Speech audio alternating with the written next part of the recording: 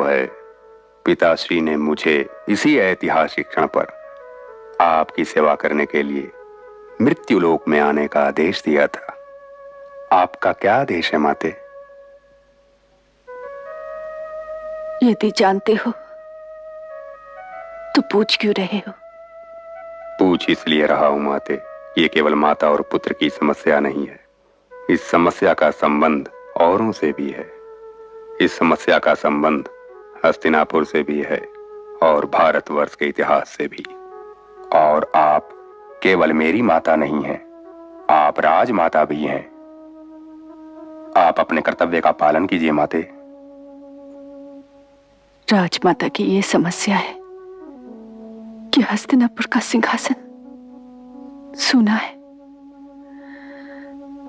मेरे दोनों पुत्र इस लोक को त्याग गए हैं। महाराज के ज्येष्ठ पुत्र ब्रह्मचर्य के लिए वचनबद्ध हैं। इसलिए मुझे अपने ज्येष्ठ पुत्र को कष्ट देना पड़ा। अंबिका और अंबालिका की कोख का मान रखना तुम्हारा कर्तव्य है, क्योंकि तुम चित्रांगद और विचित्र वीर्य के ज्येष्ठ भ्राता हो। आपका आदेश सिर आंखों पर माते, परंतु इस कर्तव्य पालन के लिए मुझे थोड़ा सा समय चाहिए। मैं उग्र साधना में था, आपका आदेश मिला वैसे ही चला आया। भीष्म का स्वागत भी न कर सका। अभी मेरा रूप आपके आदेश के योग्य नहीं है माते। 1 वर्ष उपरांत मैं आपके आदेश का पालन अवश्य करूंगा। मेरे पास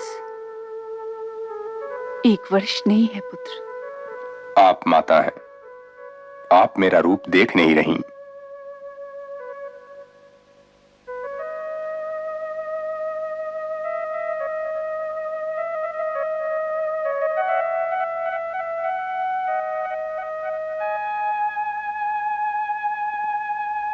मां का आदेश है कि तुम अपने कर्तव्य का पालन करो। जो आज्ञा माते, क्योंकि जो होना है वो तो होकर ही रहेगा। मनुष्य का यह कर्तव्य है कि वर्तमान की झोली में अपना उपहार डालकर आगे बढ़ जाए।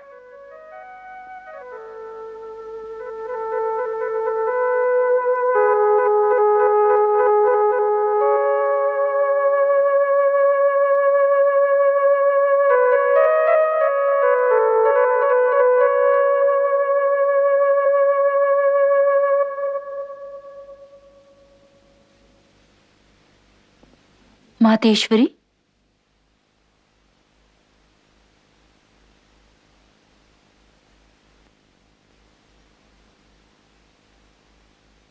अंबिका,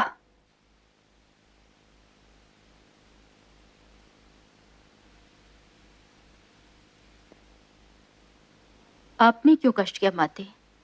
मुझे बुला लिया होता। नहीं पुत्री, ये बुलाकर कहने वाली बात नहीं है, ये आकर कहने वाली बात है। बैठ जाओ पुत्री। पुत्री, तुम्हारे जीवन में वसंत ऋतु आने से पहले ही पतझड़ ने डेरा डाल दिया, पर जीवन पर हमारा कोई अधिकार नहीं पुत्री। ऋतुएं हमारे वश में नहीं। ये मृत्युलोक एक परीक्षा गृह के भांति है। परीक्षा देने के पश्चात निकल जाना पड़ता है। तुम्हारी एक कड़ी परीक्षा शेष है पुत्री। आदेश माते। प्रश्न मेरे आदेश देने का नहीं, प्रश्न है तुम्हारे समर्पण का। रीति ये कहती है कि यदि पति अपने किसी कर्तव्य का पालन किए बिना चला जाए तो चाहने वाली पत्नी का यह कर्तव्य हो जाता है कि वो अपने पति के उस कर्तव्य का पालन करे।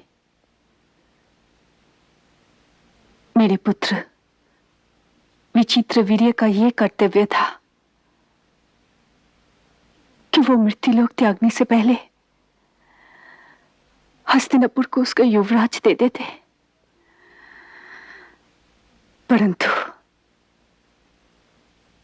जीवन की निष्ठा कच्ची निकली। अब ये तुम्हारा कर्तव्य है कि तुम हस्तिनापुर को उसका युवराज दो।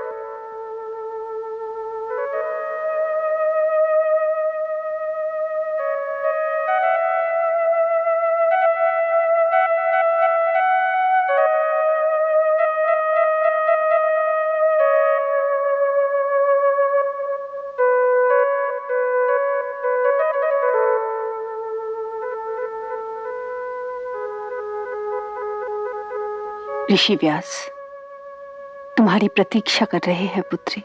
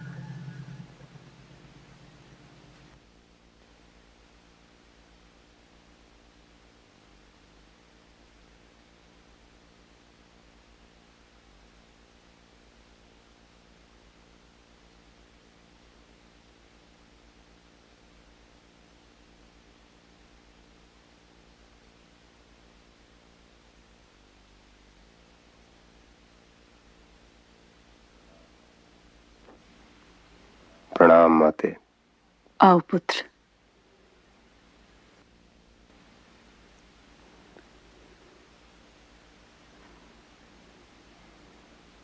दुखी लग रहे हो? जी माते। कारण? कारण वही माते, वही हुआ जिसका मुझको डर था। इसीलिए मैंने आपसे 1 वर्ष हेतु अवकाश की प्रार्थना की थी। अंबिका मुझे देखकर डर गई। उसने अपनी आंखें बंद कर ली। परिणाम यह होगा कि वो एक नेत्रहीन बालक को जन्म देगी।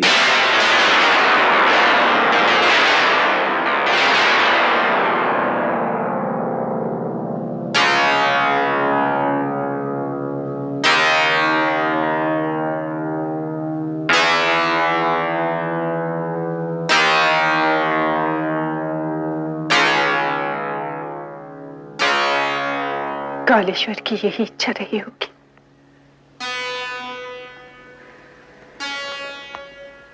मैं अंबालिका को समझा दूंगी।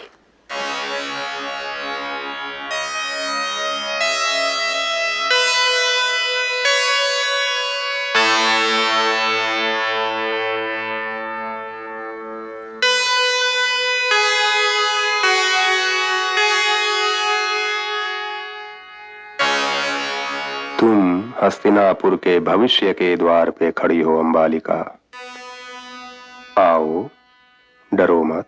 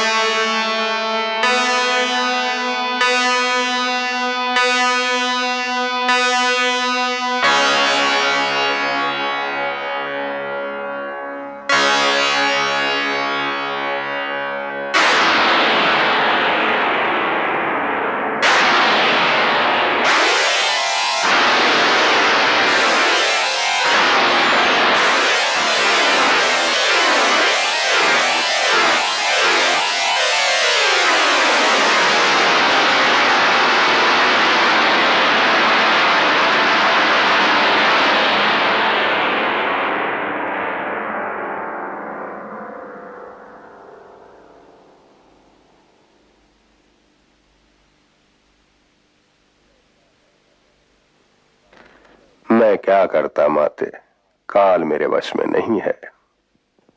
अंबालिका ने आंखें तो बंद नहीं की, परंतु डर से उसका रंग उड़ गया।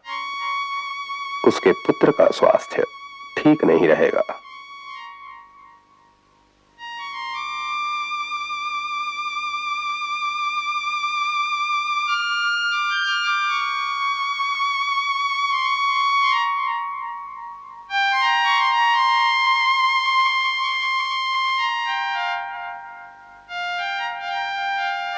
एक अवसर और तो पुत्र। माता श्री चाहे जो कहे, मुझे नहीं जाना ऋषि के कक्ष में। तुम चली जाओ। ना बाबा, मैं अब गई तो डर के मारे प्राण ही त्याग दूंगी। नहीं दीदी, मैं नहीं जाऊंगी ऋषि के कक्ष में। मैं नहीं जाऊंगी दीदी ऋषि के कक्ष में। परंतु मातेश्वरी के आदेश का क्या होगा? वही तो मैं सोच रही हूँ, पर मैं नहीं जाऊंगी ऋषि के कक्ष में। मैं नहीं जाऊंगी। तुम अपने प्राण बचाओ, मैं दासी को भेज देती हूँ। हाँ, यही ठीक रहेगा।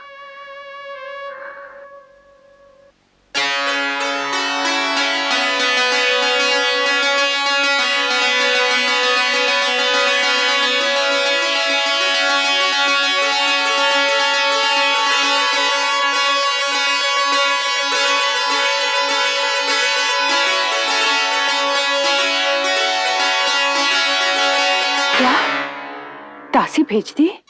हाँ माते, और वह दासी पुत्र बड़ा ही विद्वान होगा, और जब तक यह मृत्यु लोक है, मानव जाति उसका नाम आदर के साथ लेती रहेगी। और जिन दो राजकुमारों की वह सेवा करेगा, उनका इतिहास में अपना अपना स्थान होगा, अपना नाम होगा। हस्तिनापुर तुम्हारे आशीर्वाद का सदैव ऋणी रहेगा पुत्र।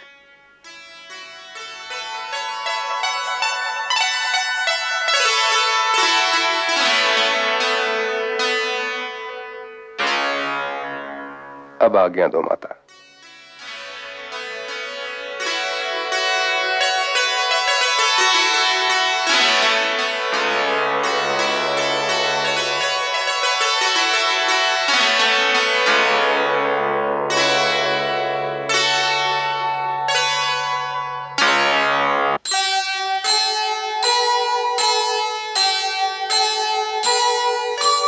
जीवन दाता एक है, समदर्शी भगवान। जैसी जिसकी पात्रता, वैसा जीवन दान, वैसा जीवन दान। तमस रजस सतगुणवती माता प्रकृति प्रधान, जैसी जननी भावना वैसी ही संतान, वैसी ही संतान। महाभारत